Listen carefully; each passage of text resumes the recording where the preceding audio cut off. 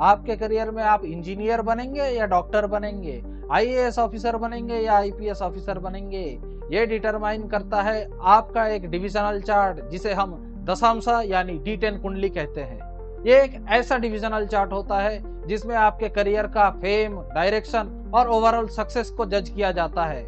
इसमें आपके लगन कुंडली का भी 10वां हिस्सा होता है और ये आपके करियर का स्पेसिफिक चीज रिप्रेजेंट करता है अपने 12 हाउसेस द्वारा।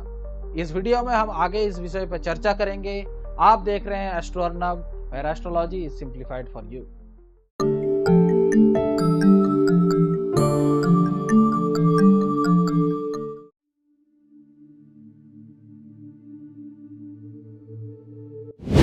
पहले हम डिस्कस करेंगे कि D10 का हर एक हाउस क्या क्या रिप्रेजेंट करता है और उसके बाद हम बताएंगे कि ये आप अपने ऊपर कैसे अप्लाई कर सकते हैं।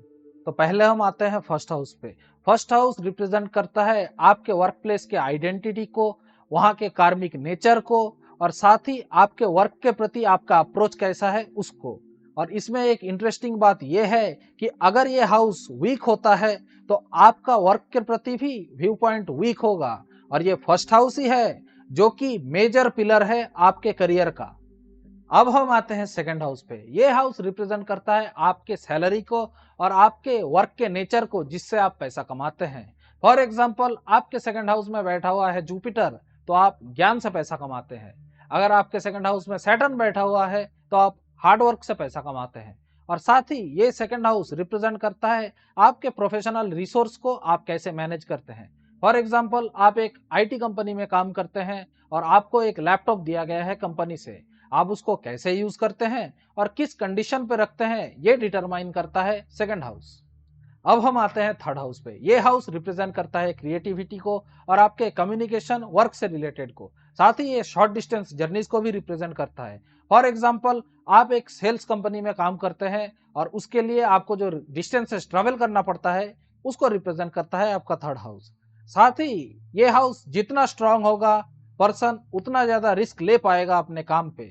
और यहाँ पे अगर मेलिफिक बैठा रहेगा तो काम मुश्किल से होगा, अगर बेनिफिक बैठा रहेगा तो काम इजीली होगा। अब हम आते हैं फोर्थ हाउस पे। ये हाउस रिप्रेजेंट करता है आपके कंफर्ट को और आपके वर्क से रिलेटेड आपके इनर पीस को। साथ ही इस हाउस से हम वर्क फ्रॉम होम को भी देखते हैं। और ये हाउस जितना ज्यादा स्ट्रांग होगा, आपका जॉब सिक्योरिटी उतना ही ज्यादा स्ट्रांग होगा। इस हाउस में अगर मेलिफिक्स बैठ जाए तो आपका वर्क से डिस्टेंस बहुत ही ज्यादा होगा, अगर बेनिफिक बैठते हैं तो वर्क से आपका डिस्टेंस बहुत ही ज्यादा कम होगा। अब हम आते हैं फिफ्थ हाउस पे। ये हाउस रिप्रेजेंट करता है इनोवेशंस को और इंटेलिजेंस को। साथ ही इस हाउस से देखा जाता है कि आप अपने काम को कितनी क्रिएटिव तरीके से कर पाते हैं। साथ ही ये हाउस स्पोर्ट्स पर्सन के लिए बहुत ही ज्यादा इंपॉर्टेंट होता है, क्योंकि ये जितना ज्यादा स्ट्रांग होता है पर्सन उतना अच्छा स्पोर्ट्स पर्सन बन पाता है। अब हम आते हैं सिक्स्थ हाउस पे। ये हाउस रिप्रेजेंट करता है जॉब में कॉम्पिटिशंस, कॉन्फ्लिक्ट्स और एनिमीज को। साथ ही ये हाउस जिनका स्ट्रांग होता है वो बहुत ही इजीली वर्क प्रेशर हैंडल कर पाते हैं और बहुत ज्यादा वर्क हैंडल कर पाते हैं। यूजुअली देखा गया है कि जिनका सिक्स्थ हाउस स्ट्रांग होता है वो अच्छे डॉक्टर्स और लॉयर्स होते हैं। अब हम आते हैं सेवेंथ हाउस पे। ये हाउस रिप्रेजेंट करता है बिजनेस को और इससे क्लाइंट फेसिंग जॉब्स को भी देखा जाता है। अगर यहाँ पे सैटर्न या वीनस बैठा हुआ होता है तो रिजल्ट्स अच्छे आते हैं। साथ ही ये हाउस जितना ज्यादा स्ट्रांग होता है, पर्सन अपने स्पाउस के साथ कोई बिजनेस खोल सकता है। अब हम आते हैं एट्थ हाउस पे। एट्थ हाउस रिप्रेजेंट करता है आपके करियर के एंडिंग को और ट्रांसफॉर्मेशंस को। साथ ही ये हाउस अगर स्ट्रांग होता है तो आप रिसर्च ओरिएंटेड जॉब्स इजीली कर पाते हैं। और इस हाउस से इनहेरिटेंस से इनकम को भी देखा जाता है। अगर ये हाउस पीड़ित होता है तो आपके वर्क में आपके अगेंस्ट कॉन्स्पिरेसीज होती हैं। और इसमें एक इंटरेस्टिंग बात यह है कि यह हाउस जिनका स्ट्रांग होता है वो यूजुअली इंटेलिजेंस में काम करते हैं। अब हम आते हैं नाइन्थ हाउस पे। इस हाउस से देखा जाता है कि आपको करियर में आपके बॉस से हेल्प मिलता है या नहीं। साथ ही इसी हाउस से देखा जाता है कि आपको करियर में आपके फादर से हेल्प मिला है या नहीं। और यहाँ पे देखा जाएगा कि आप अपने करियर में कितनी मोरल तरीके से काम करते हैं। और ये हाउस जितना ज्यादा स्ट्रांग होगा, आप दिक्कतों को उतनी इजीली फेस कर पाएंगे और उससे उभर के निकलेंगे। अब हम आते हैं टेंथ हाउस पे। ये इस कुंडली का सबसे ज्यादा इंपॉर्टेंट हाउस है और इस हाउस से देखा जाता है कि आपका करियर कैसा है और कैसा चलने वाला है। इस हाउस में जो प्लैनेट बैठा हुआ है या फिर जिस प्लैनेट की दृष्टि इस हाउस पे पड़ती है, वो प्लैनेट डिक्टेट करता है कि आपका वर्क का नेचर क्या है, उसके अचीवमेंट्स क्या होंगे और आपका ओवरऑल ग्रोथ कैसा होगा। इस हाउस पे अगर मार्स, सन या राहु बैठा हुआ होता है तो पर्सन एक बहुत ही अच्छा लीडर बन पाता है। अब हम आते हैं 11th हाउस पे। ये हाउस रिप्रेजेंट करता है आपके वर्क सर्कल को और आपके वर्क के कलीग्स को। साथ ही इसी हाउस से देखा जाता है कि आपके वर्क में आपको कितना मॉनेटरी गेन होगा। ये हाउस जितना ज्यादा स्ट्रांग होगा, टीम वर्क वाले प्रोफेशनल्स के लिए उतना ही अच्छा होगा, वरना उनके काम में दिक्कतें आएगी। अब हम आते हैं 12th हाउस पे। इस हाउस से देखा जाता है कि आप अपने करियर को फुलफिल करने के लिए कितने लॉसेस किए थे उसको, और साथ ही इसी हाउस से देखा जाता है कि आप फॉरेन में जॉब कर पाएंगे या नहीं, और साथ ही आप बाद में किसी एनजीओ से जुड़ेंगे या नहीं, उसको भी देखा जाता है इसी हाउस से।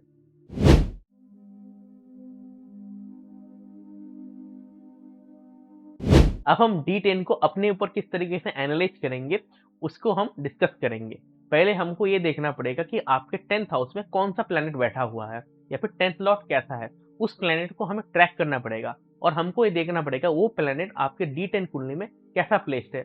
अगर अच्छा प्लेस्ड है, सिनर्जी बन रहा है, तो आपका कैरियर स्मूथ चलेगा, वरना आपके कैरियर में थोड़ी दिक्कतें आएंगी। फॉर एग्जाम्पल, एक एवी लगन की कुंडली को हम कंसिडर करते हैं। इसका जो 6th लॉर्ड है मरकरी, वो 10th हाउस में बैठा हुआ है। 6th लॉर्ड जब 10th हाउस में होता है तब ये लॉ प्रोफेशनल को रिप्रेजेंट करता है। तो हमको ये देखना पड़ेगा कि इसका जो 6th लॉर्ड 10th में है, जो कि मरकरी है, वो इनके D10 कुंडली में कहाँ पर प्लेस्ड है। अगर वो 6th हाउस में, 12th हाउस में, 10th हाउस में या फिर सैटर्न के साथ प्लेस्ड होगा, तो मतलब लॉ प्रोफेशनल में इसको बहुत ही ज्यादा तरक्की होगी और ये पर्सन बहुत ही ज्यादा स्मूथ कैरियर को फेस करेगा।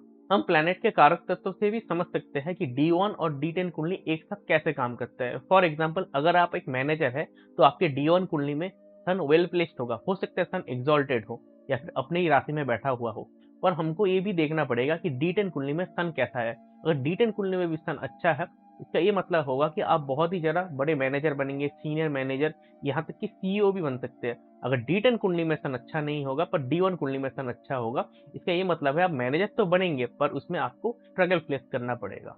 अब हम D10 कुंडली के 10th लॉर्ड के बारे में जानेंगे। एक 10th लॉर्ड ही होता है जो आपको डॉक्टर, इंजीनियर या वकील बनवाता है। ये अलग अलग ग्रहों के साथ युति बनाता है, कॉम्बिनेशन बनाता है, अलग अलग हाउसेस में बैठता है, जिसके कारण आप अपना प्रोफेशन को चूज कर पाते हैं। जब इसी कुंडली का 10th हाउस का लॉर्ड अलग अलग हाउसेस में बैठता है तो अलग अलग तरीके के प्रोफेशन देता है। जब 10th हाउस का लॉर्ड फर्स्ट हाउस में बैठता है तो ये जनरली आईटी प्रोफेशनल, दिमाग से जुड़ा हुआ काम, बॉक्सर, आर्मी जनरल, ये सब तरीके के प्रोफेशनल देता है।